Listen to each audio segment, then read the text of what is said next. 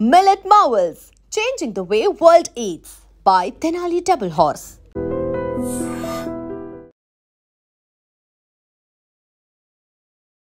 Hi hello నమస్తే welcome back to iDream media. ఈరోజు geopolitical issues ఎన్నో discuss చేయడంతో పాటుగా ముఖ్యంగా అమెరికన్ వీసా అప్డేట్ ఏంటి, ఒక ఇండియన్గా యూఎస్లో చదువుకోవాలి, యూఎస్లో జాబ్ చేయాలనే ఒక కళ ప్రతి ఒక్క ఇండియన్కి ఉంటుంది. అయితే ఇది ఇప్పుడున్న సిచ్యువేషన్లో ఎంతవరకు పాసిబుల్, ఇలాంటి ఎన్నో విషయాలు మనతో చర్చించబోతున్నారు వోక్సన్ యూనివర్సిటీ నుంచి ప్రొఫెసర్ రవీందర్ రైనా గారు. అండ్ ఎన్నో కంట్రీస్లో ఎన్నో యూనివర్సిటీస్లో ప్రొఫెసర్గా చేసిన సార్ యొక్క ఎక్స్పర్టీస్ ఈరోజు ఎపిసోడ్లో మనం తీసుకుందాం. నమస్కారం సార్. నమస్తే విరాట్ గారు. మోస్ట్లీ చాలామందికి ఏంటి అంటే మీకు తెలిసిన విషయమే, యూఎస్లో చదువుకోవడం జాబ్ చేయడం అనేది వాళ్ళ క్రైటీరియాలో టాప్లో ఉంటుంది, వెరీ ప్రైమరీ క్రైటీరియా అని చెప్పొచ్చు. ఎందుకంటే అక్కడ డిగ్రీకి ఇచ్చే వాల్యూ అలాంటిది అని చెప్పేసి అందరూ భావిస్తుంటారు. అండ్ మీరు యాజ్ అ ప్రొఫెసర్గా ఆస్ట్రేలియాలో చేశారు, నమీబియాలో చేశారు, డిఫరెంట్ కంట్రీస్లో చేస్తున్నారు. సో రైట్ నో జియో పొలిటికల్గా చూసుకుంటే ఇండియాకి అమెరికాకి మధ్యలో ఒక టారిఫ్ వార్ అనేది నడుస్తూ ఉంది. మన గూడ్స్ అన్నిటి మీద వాళ్ళు 50% టారిఫ్ వేశారు. ఇలాంటి టైంలో ఇండియన్ స్టూడెంట్స్ అక్కడికి వెళ్తే కాస్త ఇబ్బంది పడే ఛాన్సెస్ ఉన్నాయి. అండ్ అక్కడ జాబ్ పరంగా వెళ్ళినా కూడా రూల్స్ అనేవి స్ట్రిక్ట్గా ఉంటాయి. అండ్ మన ఐడెంటిటీ మనం జాగ్రత్తగా చూసుకోవాలి అని చెప్పేసి చాలా జాగ్రత్తలు చెప్తా ఉన్నారు. సో దీని గురించి మీరేమంటారు? అసలు ఇండియాకి అమెరికాకి మధ్యలో వీసా ఇష్యూలు ఏమేమి ఉన్నాయి? విరాట్ గారు, పర్టికులర్గా మనం జనవరి 2025 నుండి చూసుకున్నట్టయితే వీసాలో కానివ్వండి, తర్వాత పొలిటికల్ ఎకనామిక్ ఇష్యూస్లో కానివ్వండి చాలా చేంజెస్ వచ్చాయి. ట్రంప్ గారు రెండోసారి ప్రెసిడెంట్ అమెరికాకి అయిన తర్వాత ఆయన 20th జనవరికి 2025లో ఆయన ప్రమాణ స్వీకారం చేశారు. అప్పటి నుండి చాలా హార్ష్గా, అంటే ఇండియన్స్ అనేది ఒకటే కాకుండా ఒక మాగా అనే ఒక ప్రిన్సిపల్ పెట్టుకున్నాడు. ఆ మాగా అనే ప్రిన్సిపల్ మీదనే ఆయన పవర్లోకి వచ్చాడు. అసలు మేక్ అమెరికా గ్రేట్ అగైన్ అని చెప్పి. So make America great again అనేది ఇప్పుడు చాలామంది ఇమ్మిగ్రెంట్స్ ఉన్నారు. అంటే అది మెక్సికో నుండి వచ్చిన వాళ్ళు కావచ్చు, ఇండియా నుండి వచ్చిన వాళ్ళు కావచ్చు, పాకిస్తాన్ నుండి, బంగ్లాదేశ్, రకరకాల కంట్రీస్, మొత్తం ఆల్ ఓవర్ ద వరల్డ్లో ఉన్నటువంటి ప్రజలందరూ కూడా దాదాపు 200 కంట్రీస్ ఉన్నట్టయితే 200 కంట్రీస్ పీపుల్ అమెరికాలో ఉంటున్నారు. దాన్ని రెయిన్బో నేషన్ అని కూడా అంటారు. ఇప్పుడు ఈ వీసా పరంగా చూసుకున్నట్టయితే ఎక్కువ శాతం జనాలు మన స్టూడెంట్స్ కావచ్చు, ఎంప్లాయీస్ కావచ్చు, మన భారతదేశం నుండి అక్కడ వెళ్ళి పనిచేసే వాళ్ళు ఎక్కువ ఉన్నారు. ఒక సేయింగ్ ఏంటంటే చైనీస్ కూడా వెళ్తున్నారు, మన కౌంటర్ పార్ట్ చైనా వాళ్ళు కూడా వెళ్తున్నారు అమెరికాకు.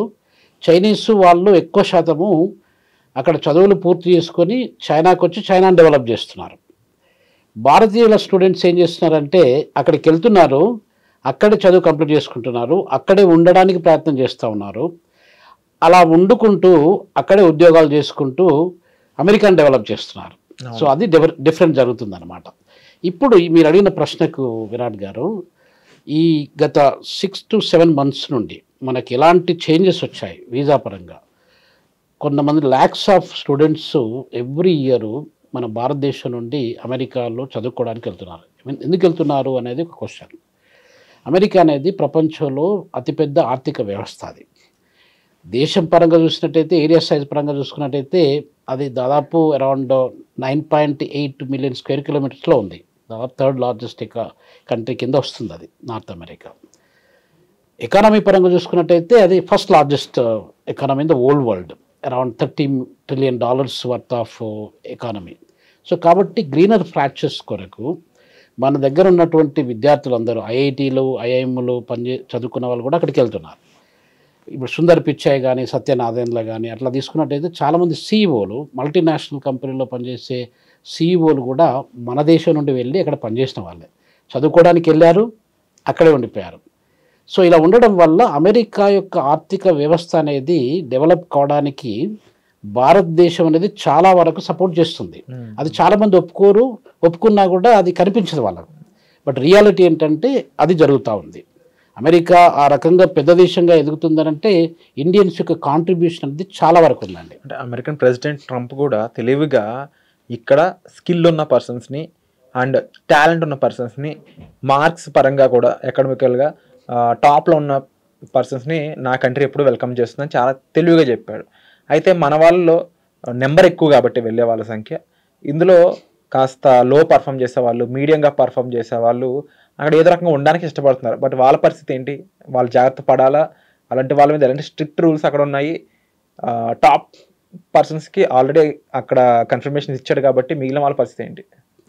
విరాట్ గారు, ఇప్పుడు మీరు ముందు అడిగిన క్వశ్చన్కి సమాధానం ఏంటంటే, ఆ వీసా యొక్క రెస్ట్రిక్షన్స్, ఆ రెస్ట్రిక్షన్స్ అనేది చాలా వరకు రెస్ట్రిక్ట్ చేసుకుంటూ వచ్చారు ఈ మధ్య కాలంలో. దానివల్ల దాదాపు ఒక 17,000 నుండి 20,000 మంది మన భారతీయ విద్యార్థులకు దాని ఎఫెక్ట్, ఇంపాక్ట్ అనేది చాలా సీరియస్గా జరుపుకుంటూ వచ్చింది. అంటే అక్కడ ఉన్న వాళ్ళను చాలామంది ఇల్లీగల్గా వెళ్ళి, లేకపోతే ముందు వీసా ఏదో ఒకటి తీసుకొని, అంటే visiting visa B1 B2 visas అంటారు కదా, విజిటింగ్ వీసాలో వెళ్ళి అక్కడే ఉండిపోయి, అక్కడే సెటిల్ అయిపోయి, అక్కడే ఏదో ఉద్యోగాలు చేస్తూ ఉండే వాళ్ళు చాలామంది ఉన్నారు. దాదాపు ఇప్పుడు చెప్పినట్టుగా 17,000 to 20,000 మధ్యలో ఆ నంబర్స్ ఉంటే వాళ్ళందరినీ ఐడెంటిఫై చేసి చాలామందిని బయటికి పంపించేశారు. అది జరిగినటువంటి విషయం ఈ మధ్యకాలం.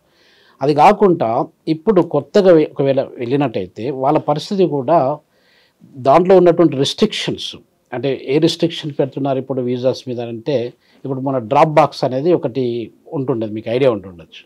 డ్రాప్ బాక్స్ అంటే ఏంటంటే, ఒకవేళ మనము ముందు వీసా అప్లై చేసుకున్నాం అనుకోండి, 3 years వీసా ఇచ్చారు మనకి.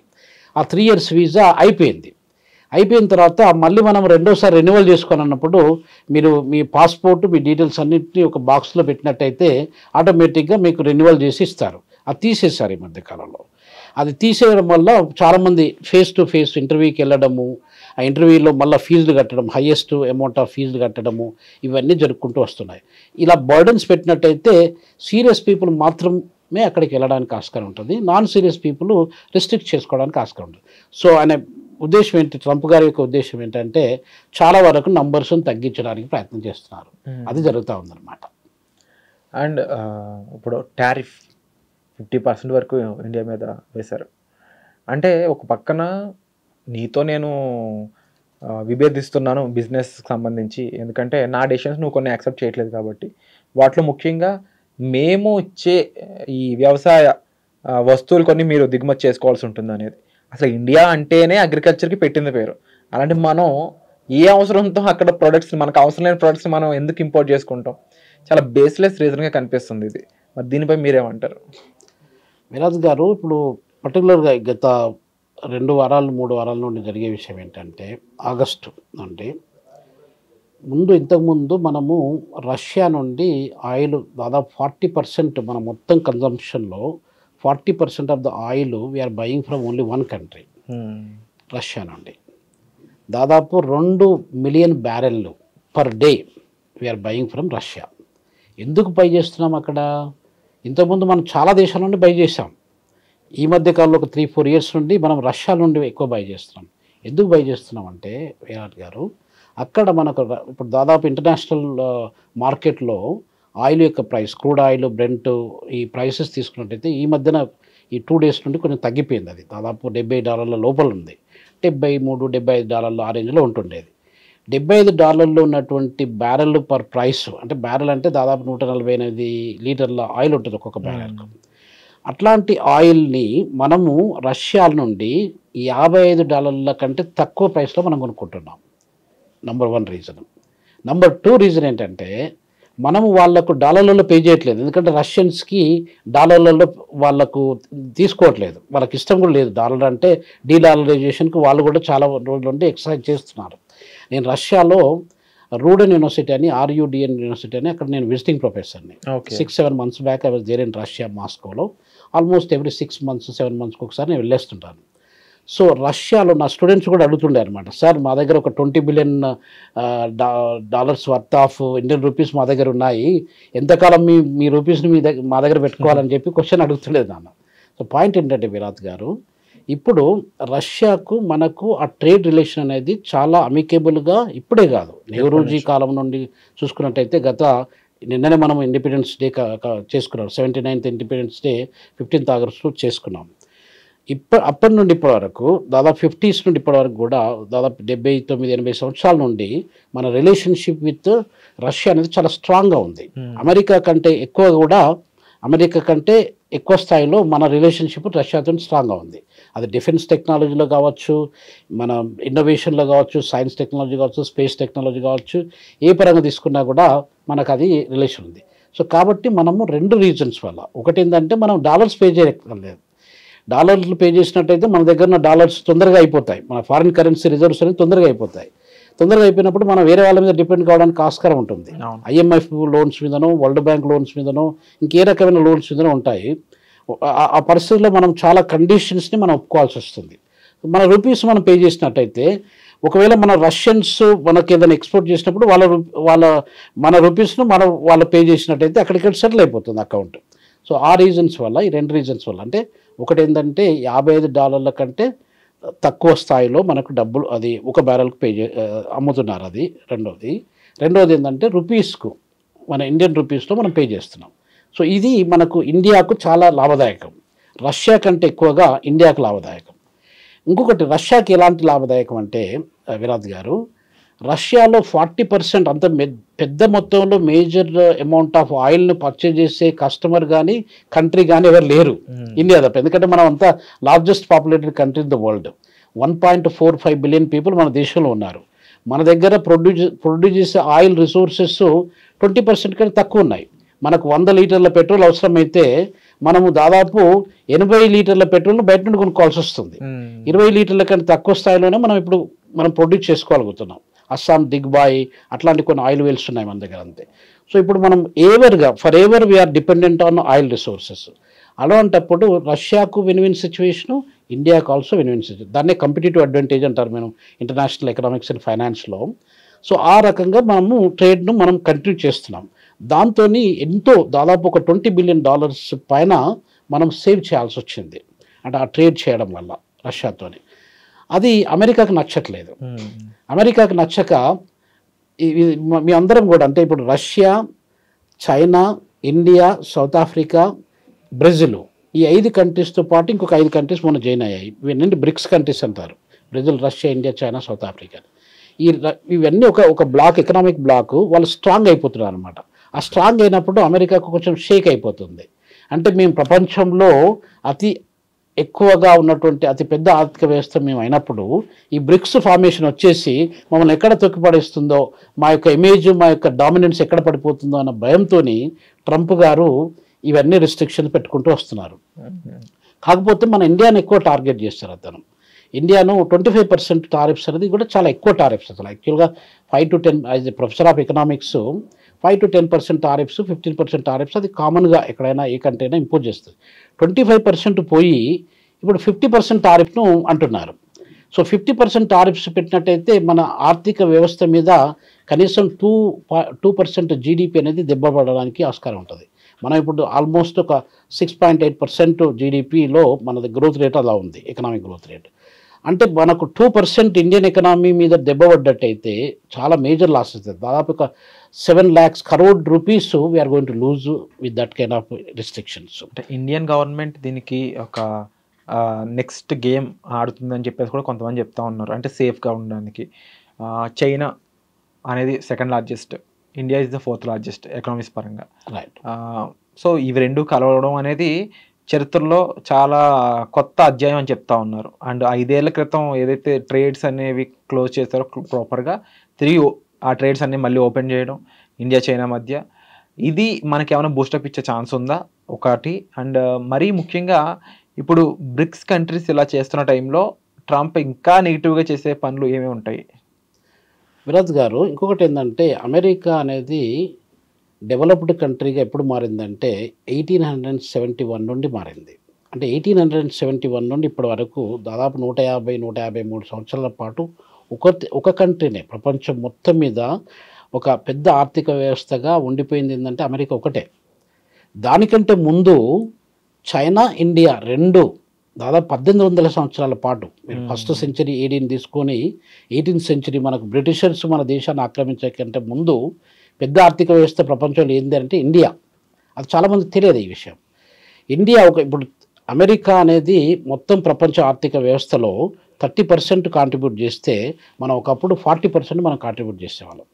40% నుండి 28%కి వచ్చినాము, 28 నుండి 25%కి వచ్చినాం.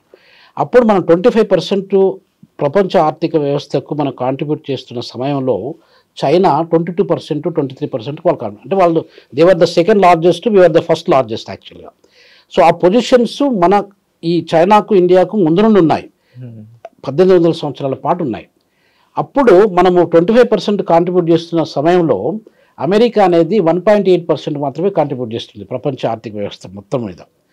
యూకే, మన కలోనియల్ మాస్టర్ యూకే కూడా 1.4-1.5%, అంటే ఇద్దరు కలిపి కూడా దాదాపు 3.5% కూడా 3% కూడా కాంట్రిబ్యూట్ చేసేవాళ్ళు కాదు.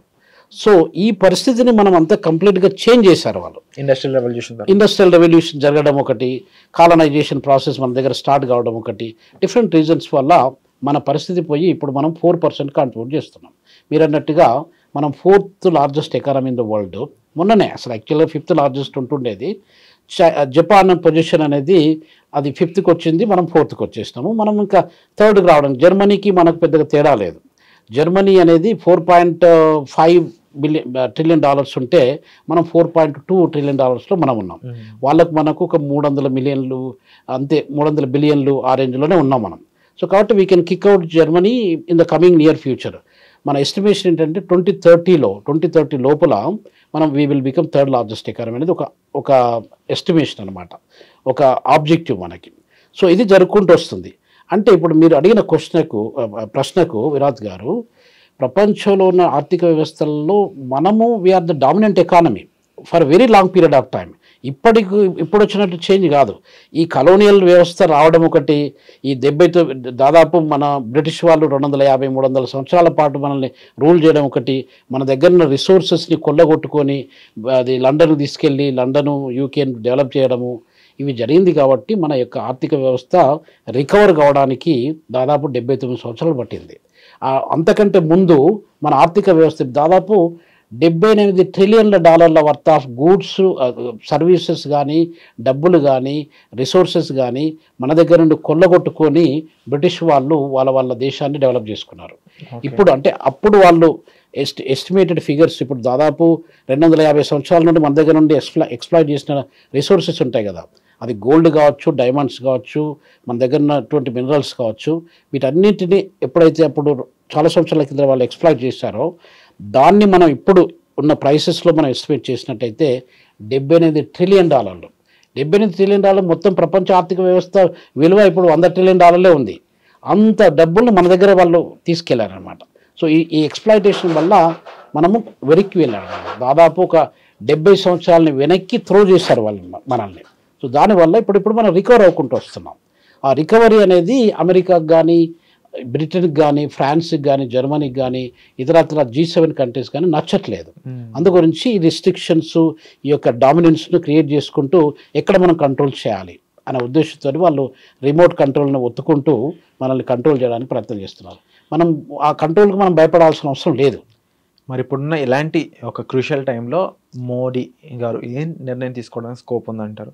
మన ఇండియా రివర్స్ స్ట్రాటజీ ఎలా మొదలుపెట్టింది, దాంట్లో ఏదైనా కీలకమైన విషయాలు ఉంటే చెప్తారు? విరాజ్ గారు, ఇప్పుడు ఒకటి జస్ట్ నిన్ననే ఒక మీటింగ్ జరిగింది అలాస్కాలో. ప్రెసిడెంట్ ట్రంప్కు, ప్రెసిడెంట్ పుటిన్కి, రష్యన్ ప్రెసిడెంట్ వ్లాడిమిర్ పుటిన్కు, డొనాల్డ్ ట్రంప్ అమెరికన్ ప్రెసిడెంట్కు ఒక మీటింగ్ జరిగింది జస్ట్ ఫ్యూ అవర్స్ బ్యాక్.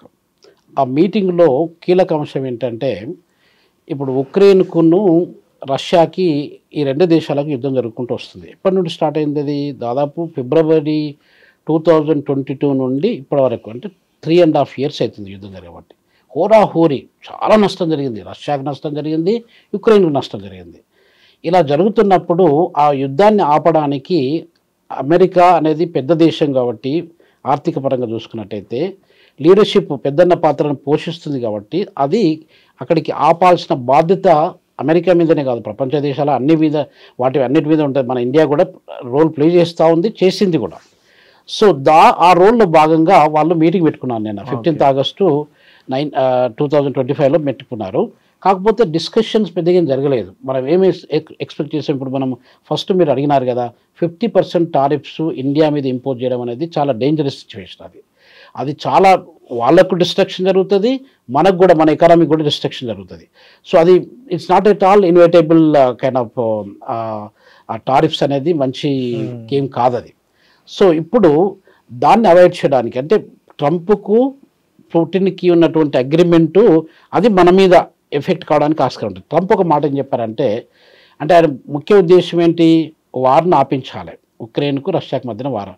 అది ఒక్కటి ఆగిపోయినట్టయితే దెన్ వీ అగ్రీ, ఇండియా మీద మేము 50% టారిఫ్స్ పెట్టము, 25% పెడతాము అన్నది, 25% కంటే తగ్గించడానికి కూడా మేము ఆలోచన చేస్తాము అన్న ప్రపోజల్తోని అమెరికా వాళ్ళు ఆ ఆలోచనలో ఉన్నారు. కాకపోతే ఇంకొక ఫైనల్ డెసిషన్ కాలేదు ఇప్పటివరకు. విరాట్ గారు, జెలెన్స్కీ యుక్రెయిన్ ప్రెసిడెంట్ మండే రోజు, వచ్చే ఇప్పుడు 18th ఆగస్టు మండే రోజు అమెరికాకి వెళ్తున్నాడు.